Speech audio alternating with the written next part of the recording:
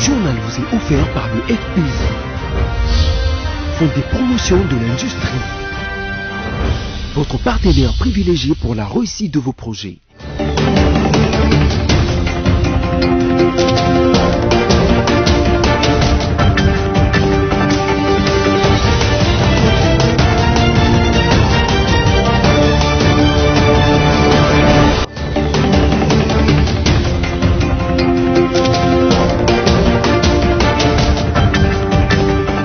Vous avez bien fait de choisir BC Télévision pour vous informer, mesdames, messieurs, à présent les titres. Le chef de l'État Félix Tshisekedi Tshilombo s'est entretenu avec un groupe d'ambassadeurs sur la question sécuritaire dans la partie orientale de la RDC.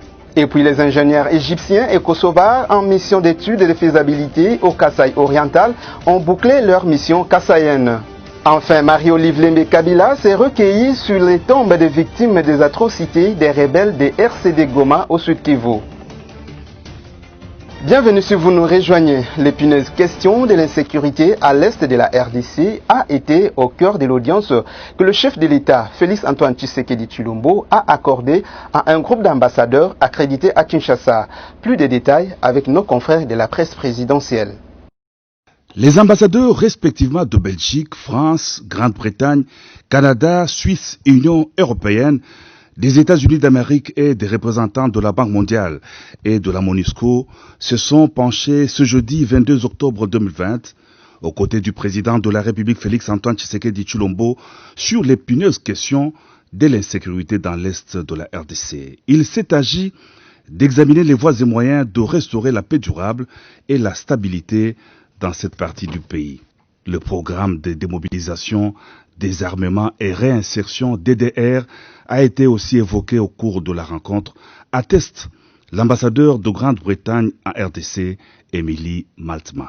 Nous avons discuté avec le président le concept nouveau de le DDR sur la situation à l'Est et nous avons échangé sur l'importance d'avoir un programme sur le DDR qui est basé sur la stabilisation, qui aide aussi toutes les communautés qui ont souffert de la violence et les actions des groupes armés pendant plusieurs années.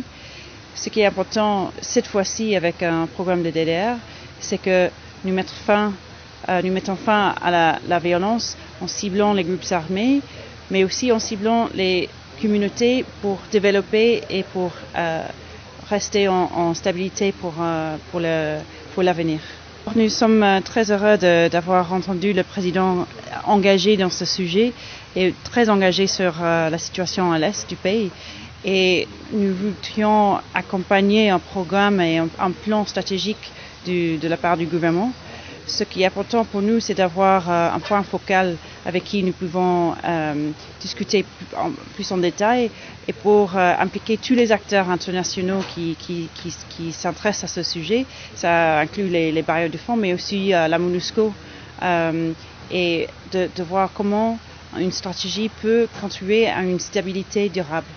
Restons à la présidence de la République pour vous informer également que le chef de l'État a pris part le même jeudi à la deuxième réunion des coordinations entre l'Union africaine, les communautés économiques régionales et les mécanismes régionaux. Reportage d'Espérance Louvouno rendu par Merveille Bavabebaye.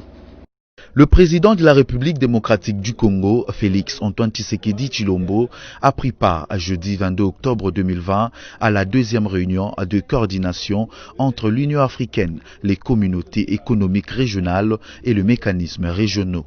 Dans son allocution, le chef d'État congolais a rappelé à ses homologues l'adhésion totale de son pays à la nécessité impérieuse de concrétiser le programme d'intégration régionale avec la ZLECAf comme pilier de cette vision. La RDC prend toutes les dispositions pour ratifier les instruments juridiques de la zone de libre-échange économique africaine, a déclaré Félix Tshisekedi. Pour lui, la ZLECAf doit s'accompagner de l'industrialisation, de la transformation des matières premières et de la solution du défi énergétique d'Inga. Dans cette deuxième réunion, il a été aussi question d'examiner les rapports intermédiaires sur la pandémie due au coronavirus dans le continent africain. À ce sujet, Félix Tshisekedi a fait part de l'engagement des épidémiologistes congolais mis à la disposition des pays africains à travers la C2C Afrique, présidée par le Sud-Africain Cyril Ramaphosa, président en exercice de l'Union africaine. La dite réunion a connu la participation de chefs d'État du Mali, du Kenya et de l'Égypte, tous membres de cette organisation. Et puis à la primature, le Premier ministre Sylvestre Ilunga Ilunkamba a reçu tour à tour jeudi 22 octobre le chargé des affaires des Zimbabwe en RDC et l'ambassadeur de la République sud-africaine. Aucune déclaration n'a été faite à la presse au sorti de ces assises. Au Parlement, le bureau de l'Assemblée nationale de la RDC, par le biais de son rapporteur, le professeur Célestin Moussao, a annoncé la suspension des séances plénières en raison de la Covid-19. Sophia Zaorati, dans un reportage rendu par Alice Kabango. Le comité multisectoriel de la lutte contre la pandémie à Covid-19 est mis en place dans les différentes salles de palais du peuple. Certains estiment que la suspension de plénière à l'Assemblée nationale est une marge de manœuvre que se donne le membre du bureau de l'Assemblée nationale qui veulent entendre le contenu de la communication du chef de l'État ce vendredi 23 octobre 2020. L'adresse du chef de l'État à la nation est très attendue. Elle sera faite dans un contexte très tendu entre la coalition FCC-Cash à cause de la crise née de la nomination de nouveaux juges à la Cour constitutionnelle. Certains analystes pensent que le chef de l'État pourrait annoncer la dissolution du Parlement. En politique, le Front commun pour le Congo dit ne pas reconnaître la légitimité des serments des 3 nouveaux juges de la Cour constitutionnelle qui l'ont prêté devant le chef de l'État le mercredi dernier. La plateforme de Joseph Kabila l'a fait savoir le jeudi 22 octobre dans la soirée. Suivez Didas Pembe, rapporteur du FCC.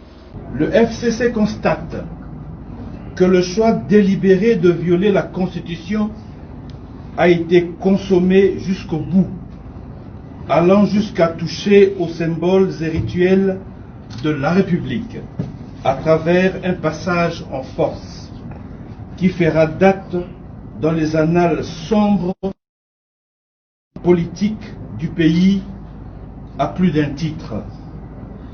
Le FCC tient à féliciter tous ces cadres évoluant au sein des institutions pour avoir refusé de cautionner une violation si flagrante de notre loi fondamentale, démontrant par la même occasion qu'il constitue une majorité réelle, vivante, unie, pétrie des principes républicains et disciplinée. Le FCC tient à réaffirmer sa position sur ce dossier de nomination de nouveaux juges constitutionnels reste inchangée. En effet, la nullité des nominations des 10 juges étant de plein droit conformément à la loi organique pertinente, le FCC ne reconnaît pas ces derniers et ne se sentira lié par aucun acte qu'ils poseront.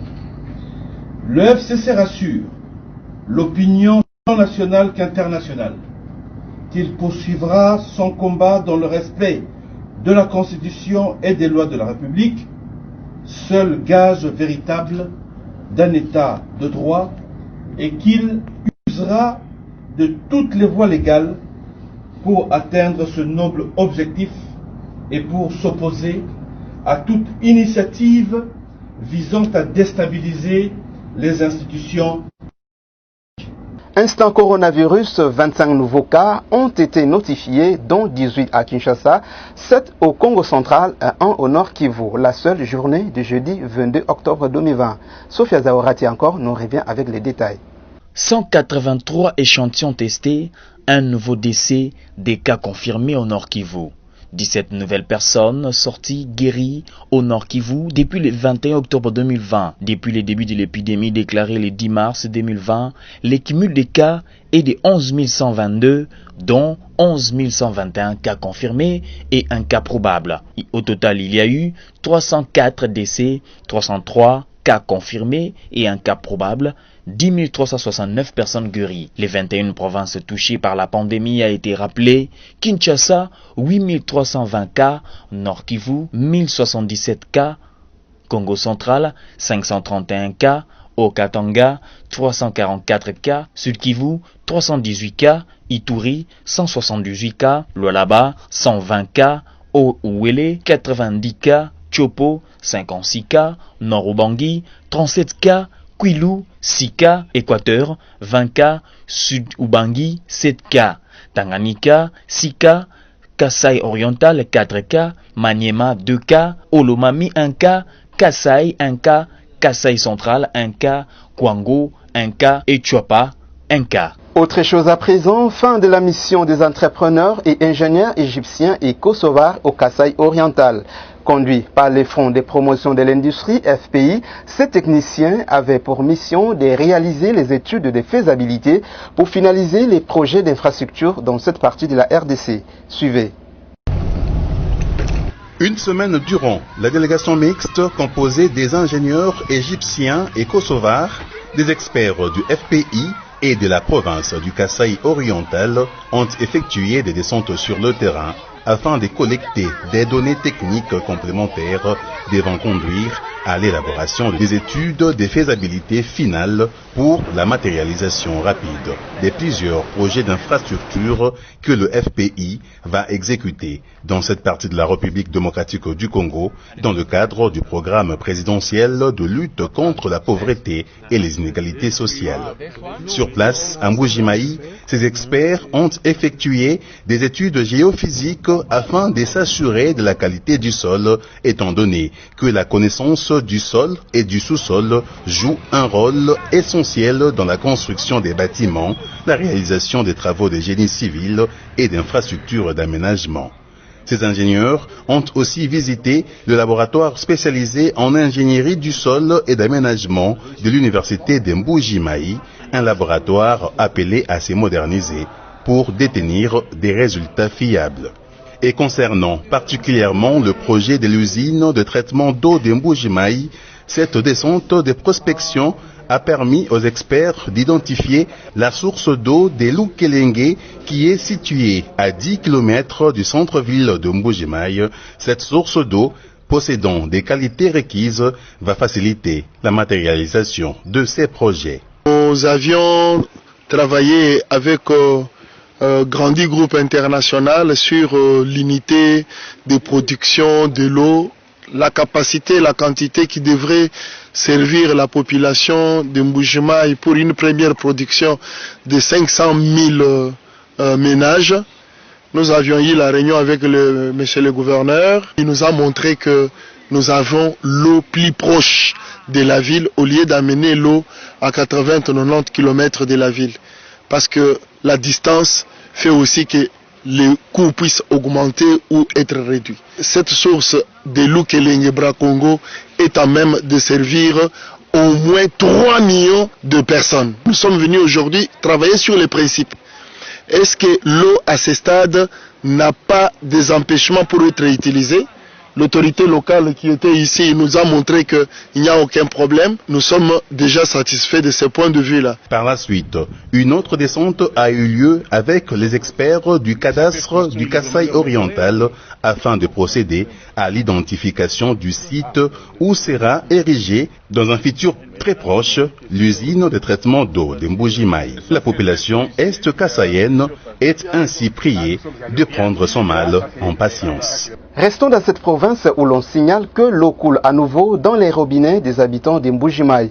C'est ce qu'a affirmé Joseph Fataki, chef de la division provinciale de la Régie des eaux. Sophia Zaorati encore pour les détails. Accordé à Radio Okapi, Joseph Fataki a expliqué que la Régie des eaux a réceptionné il y a quelques jours une quantité de carburant pour faire tourner ces machines afin d'améliorer la desserte en eau potable. D'après ces chefs de la division provinciale de la Régie des eaux, l'eau coulait jusqu'à tard par rapport aux heures habituelles, parce que la Régie des eaux se prend en charge sur le point d'énergie électrique. Il a indiqué que la société qui fournit de l'énergie électrique ne dépassait pas 16 heures. Si la société commence à fournir de l'eau à 7 heures, elle termine à 15 heures. Si elle commence à 8 heures, elle termine à 16 heures, a-t-il dit. Rappelons que c'est depuis plusieurs années que les machines de la Régie des eaux tournent avec l'énergie électrique fournie par l'entreprise Énergie du Kasaï. Revenons à Kinshasa pour vous informer que la plateforme des jeunes Abari RDC a organisé ce vendredi une activité dénommée Abari face aux jeunes axée sur le thème lutte contre la corruption, quelle voie privilégiée. Merveille Bavabebaye et Généreuse Essongo y ont été pour les comptes de BC Télévision.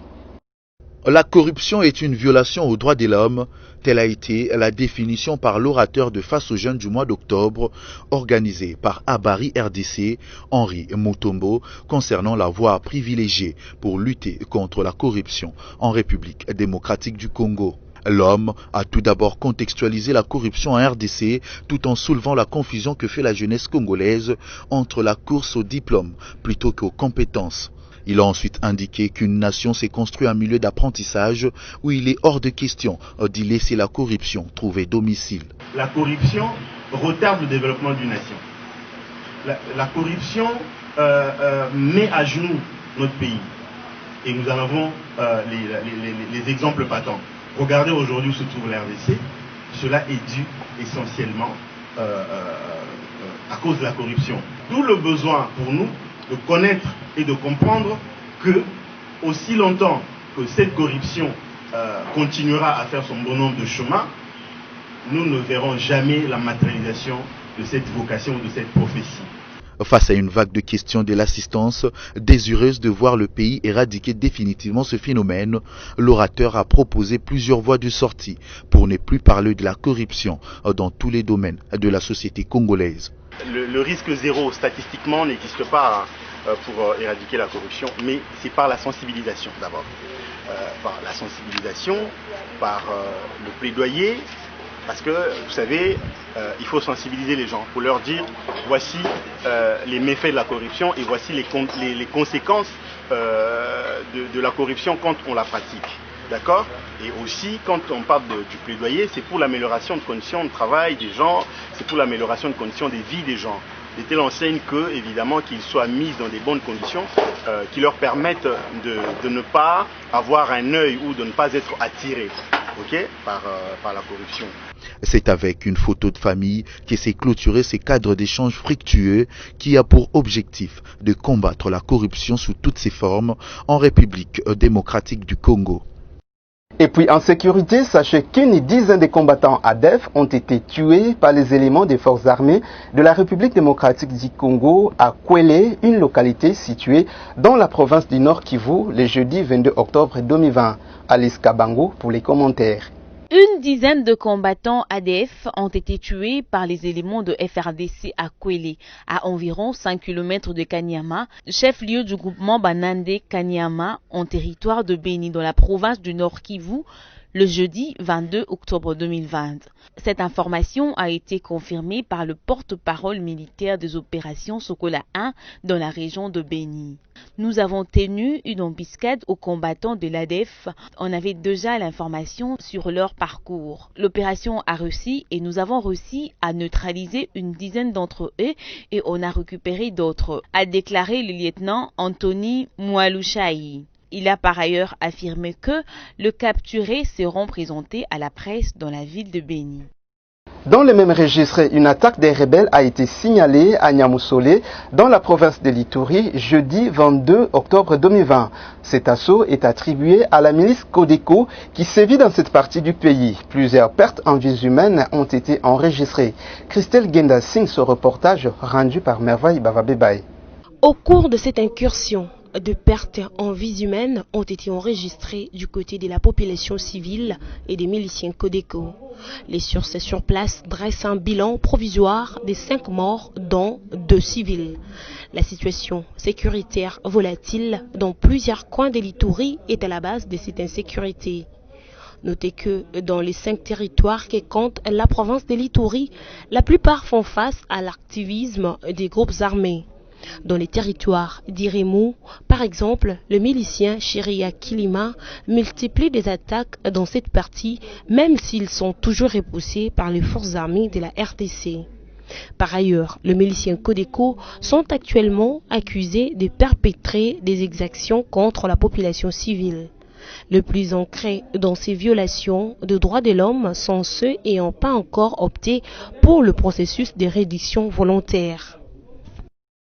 Poursuivant sa mission humanitaire dans le Sud Kivu, Marie-Olive Lembe Kabila, ancienne première dame de la RDC, s'est recueillie sur les tombes des victimes des massacres des rebelles de RCD Goma à Kasika, dans la chefferie de Luindi. Suivez.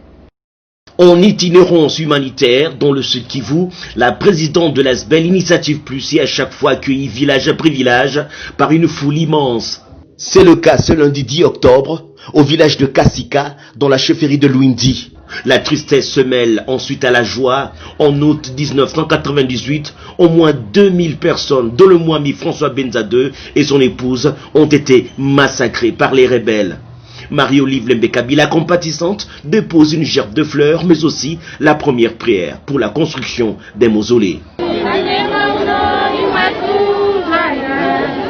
Poursuivant sa route tout en distribuant quelques présents aux passants, Marie-Olive Lembe Kabila arrive à Mwenga Centre. Là aussi, des souvenirs dramatiques refont surface. Une dizaine de femmes ont été enterrées vivantes par les rebelles en octobre 1999. Nulle part on a enterré les gens vivants. On a toujours enterré les morts, mais pas les vivants. C'était une barbarie. Je manque de mots. Ce que je peux dire seulement, peut-être la délivrance commence à venir. Maman Olive Lembe est venue. Et moi je sais que personnellement c'est une délivrance pour ces familles qui ont perdu les leurs. Marie-Olive Lembe Kabila, qui n'a pas oublié ces atrocités, dépose sa gerbe de fleurs. L'atmosphère pesante qui y règne arrache des larmes.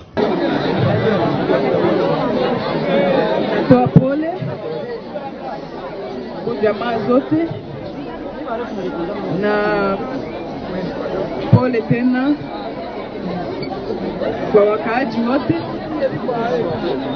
pia pole kwa wandugu wote wenyewe wako wanapitia hizi situation kama hizi. Marie-Olive Lembe Kabila reste accrochée à sa foi chrétienne qui prêche l'amour du prochain. En culture, le rappeur français d'origine guinéenne s'inscrit en faux au sujet des événements malheureux qui se passent dans certains pays, en l'occurrence son pays d'origine, la Guinée-Conakry. Ce reportage est de Christelle Genda, rendu par Josué Kalamba. Marine pourvu qu'est-ce qu'il y a, je suis un éternel hashtag. Marine se propage grave, soit t'es nul c'est pas grave. Si tu peux attrape-moi, je fais le... D'un cœur triste et rempli d'amour, comme peut-on lire dans ce post de l'artiste franco-guinéen Black M, qui se dit touché par des actes de tuerie et toute forme de violence dans les pays africains. Des événements très graves, d'une cruauté indescriptible, touchent actuellement plusieurs pays du continent africain, parmi eux la Guinée-Conakry, son pays d'origine. Et nous assistons impuissants à la montée de l'antagonisme. Tous ensemble, nous devons mener un combat sans faille contre la haine et l'escalade de la violence dans nos pays, a-t-il déclaré. En outre, il a exprimé sa compassion pour le Nigeria, le Congo-Kinshasa, la Côte d'Ivoire, le Burkina Faso et bien d'autres pays. Nous voulons que tout cela cesse, nous soutenons la paix et voir une Afrique rayonnante par son humanité, son économie, sa culture, ses citoyens, conclut-il. Il a également une profonde pensée pour les disparus et leurs familles, ainsi que toutes celles et ceux qui endurent les atrocités sur le terrain. Il souhaite que tout cela cesse au plus vite. Soit t'es nul c'est pas grave, si tu peux attrape-moi, je fais le truc tac tac. Poursuivons ce journal avec la lecture de la revue de presse résumée par Stella Hachema.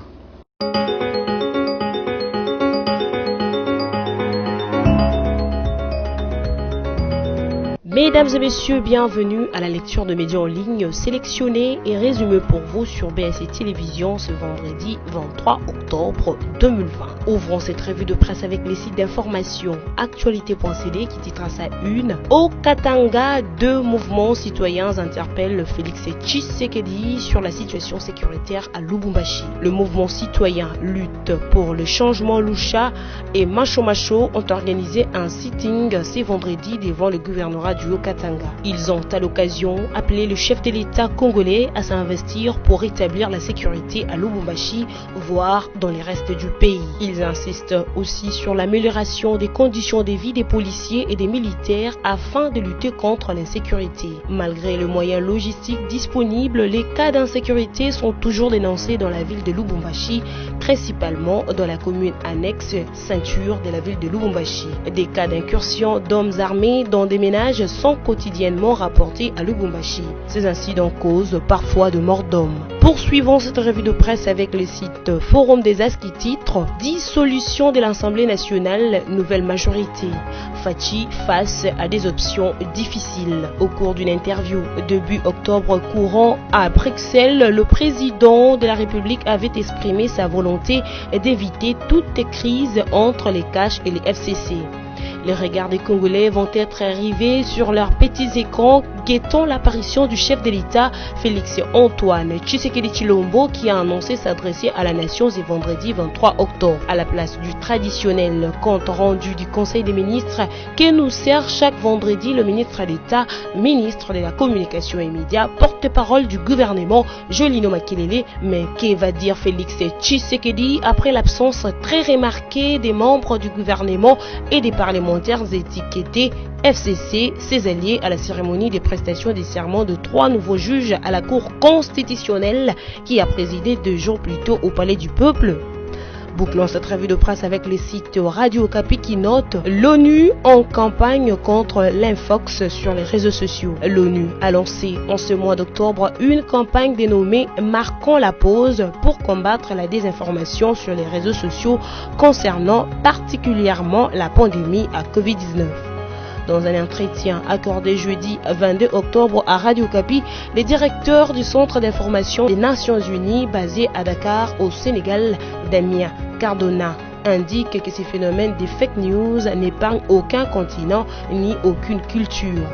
C'est ainsi qu'il a lancé un appel aux jeunes du continent et de la RDC de prendre toujours des reculs et un temps avant de partager toute information reçue sur les réseaux sociaux. Mesdames et messieurs, cette revue de presse est terminée. Merci à vous de l'avoir suivi.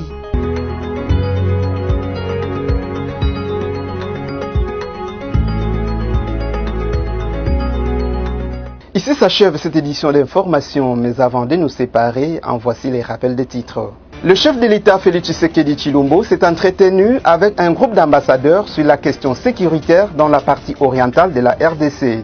Et puis les ingénieurs égyptiens et kosovars en mission d'études et de faisabilité au Kasaï oriental ont bouclé leur mission kassaïenne. Enfin, Marie-Olive Lembe Kabila s'est recueillie sur les tombes des victimes des atrocités des rebelles des RCD Goma au Sud Kivu. Fin complète de ce journal, merci de l'avoir suivi, je suis Liren Zolo et je vous souhaite un très bon week-end.